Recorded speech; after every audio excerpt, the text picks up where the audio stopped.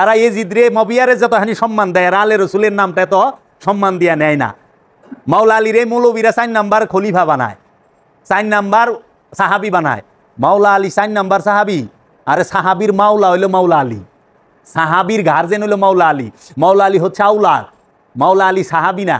মাওলা আলী মোজেজা দেখা করে নাই, ইমান আনে নাই। মাওলা আলী সে রক্ত, সে ব্লাড, সে নূর, দুইটাই। 40 বছরের আগে কোনো সাহাবি আছিল? মহানবীর জাহিরি বয়স 40 বছর বয়সের আগে একটা সাহাবি আছিল? আসিল?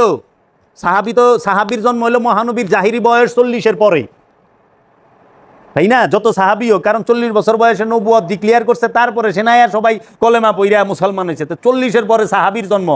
আর মাওলা আলী ইমান কি 40-এর পরে আনছেনি? মহানবী যখন হেরা পর্বতে ধ্যান করে মাওলা আলী খাবার নিয়ে যায়, মাওলা আলী পাহারা